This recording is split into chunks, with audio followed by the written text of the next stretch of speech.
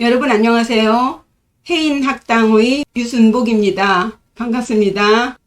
정암선생의 검은고소리에 내 마음을 읊어보다는 영금에 이어서 선생이 유배에 가서 지은 시 능성적중, 그리고 사약을 앞두고 지은 절명시 감상해 보시겠습니다.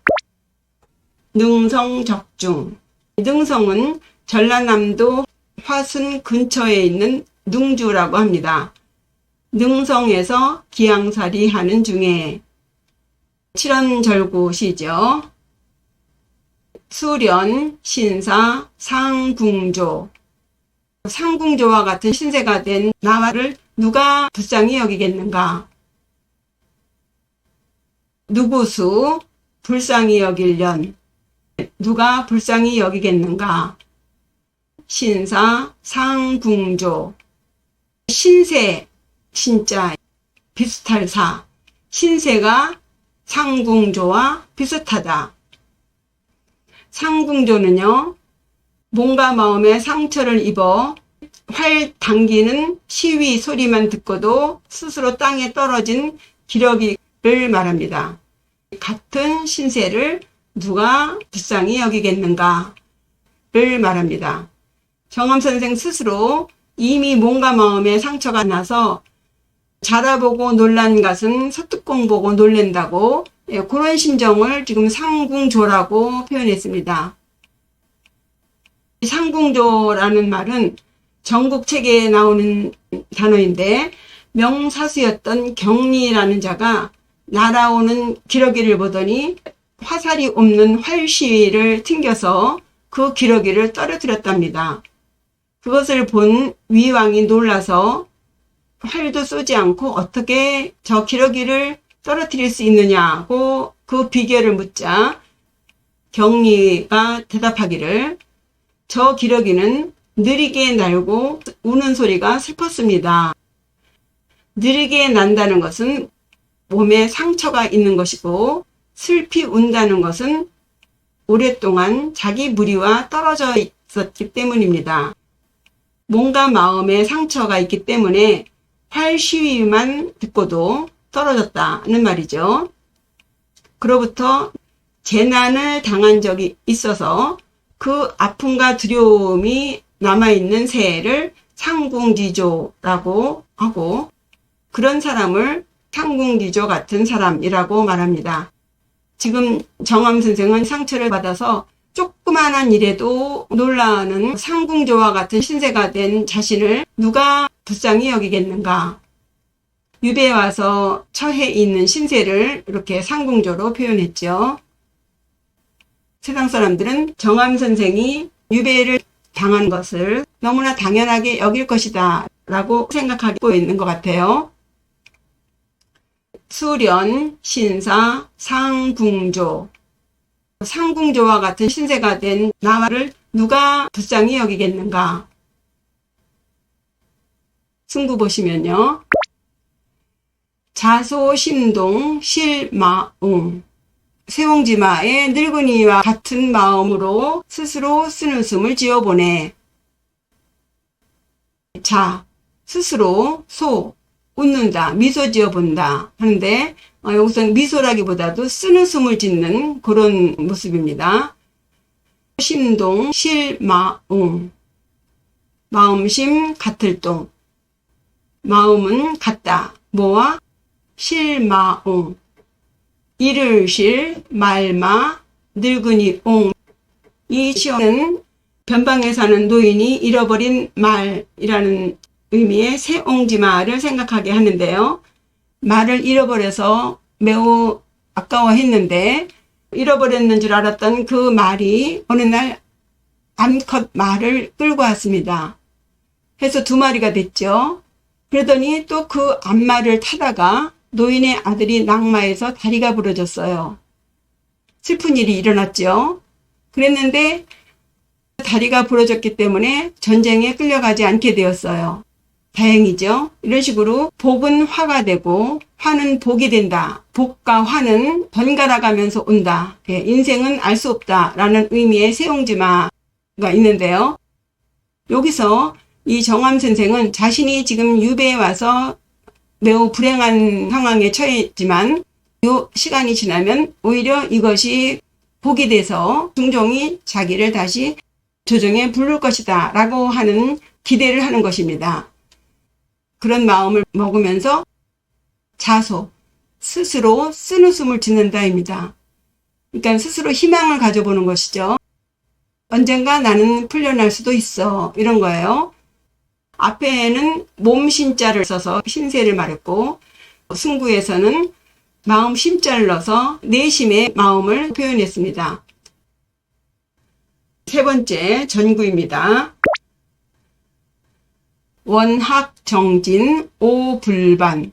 개혁 동지들이 우리가 돌아오지 않는다고 계속 성화를 대지만, 원학은요, 원승이 원, 학학, 모래사, 벌레충 해서 원학 사충의 준말이에요. 주나라 때 모강이 남쪽을 정벌 하러 갔다가 전군이 전사하게 됩니다. 그때 그 모강이 쓰러져 죽어있는 장병들을 가리켜서 장군은 원숭이와 학으로 비유하고 병졸들은 바닷가 모래와 벌레로 묘사한 글에서 유래합니다.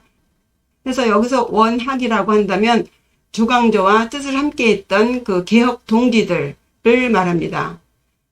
그런 동지들이 정진, 정할 정자죠. 그 성례다. 계속해서 여전히 그 변치 않고 성화를 대는 오불반, 기묘사화로 인해서 정암 선생을 비롯해서 유배나 기항을 간 개혁 동지들이 불반, 돌아오지 않는다고 계속해서 성화를 대다. 유배 가서 그렇게 주저앉을 것이냐, 얼른 뭔가를 시도해서 다시 정계로 복귀해야 되지 않느냐라고 계속 채근하는 소리가 들리는 거죠. 원학 정진 오불반. 개혁 동지들이 우리가 돌아오지 않는다고 계속 성화를 대지만, 마지막 결구예요.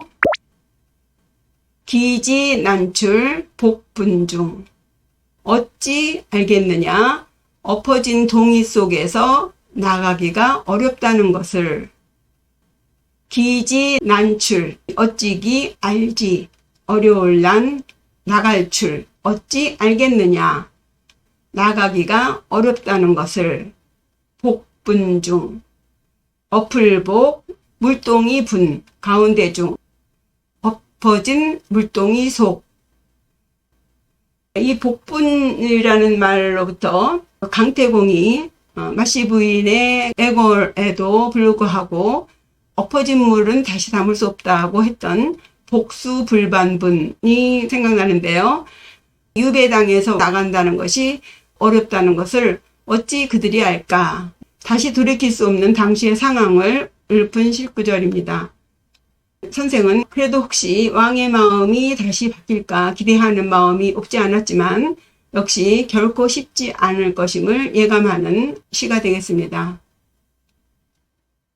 능성적중, 수련, 신사, 상궁조. 상궁조와 같은 신세를 누가 불쌍히 여기겠는가? 자소심동 실마웅. 세옹지마의 늙은이와 같은 마음으로 스스로 쓴웃음을 지어보네. 원학 정진 오불반. 개혁 동지들이 우리가 돌아오지 않는다고 계속 성화를 대지만, 기지 난출 복분중. 어찌 알겠느냐? 엎어진 동이 속에서 나가기가 어렵다는 것을. 다음은 끊어질 절, 수명명. 수명이 끊어질 때 죽음을 앞두고 지은 절명시입니다. 애군 여애부, 우국 여우가. 애군, 사랑의 임금군, 임금 사랑하기를.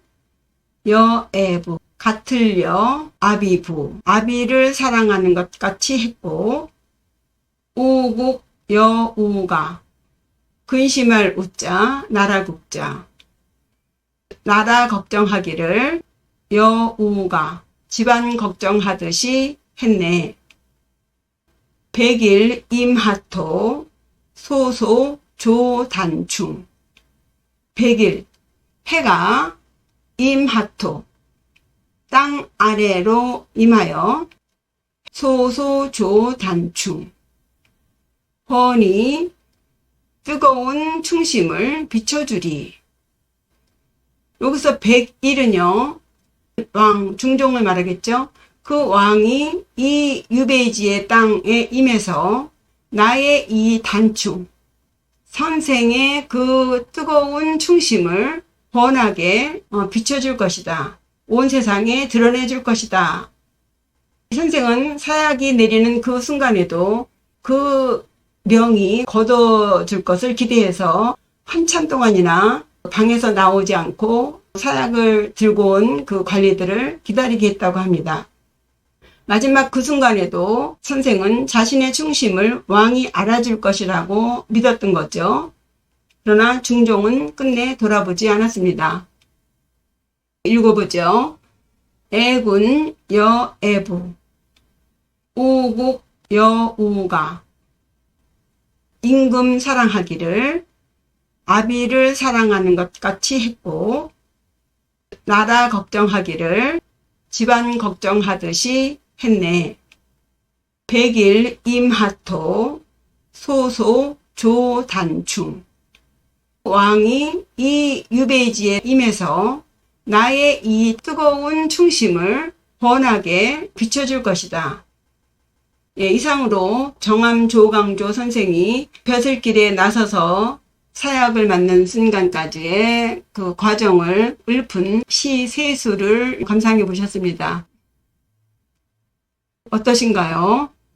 우리나라 시를 해석하기가 참 어렵습니다. 잘해야 본전이거든요. 우리 조상이고 또 가까이는 종친들이 있어서 가능한 한 한국 시는 안 다루게 되더라고요.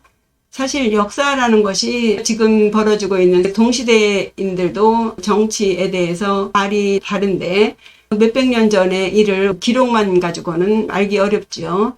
다만 짐작할 뿐입니다. 이번 기회에 정암 선생의 심중을 조금 헤아려 보는 시간이 되셨기를 바랍니다. 그럼 다음에 또 좋은 시로 찾아뵙겠습니다. 구독과 좋아요, 댓글 잊지 마시고요. 더운데 건강하세요. 감사합니다. 안녕히 계세요.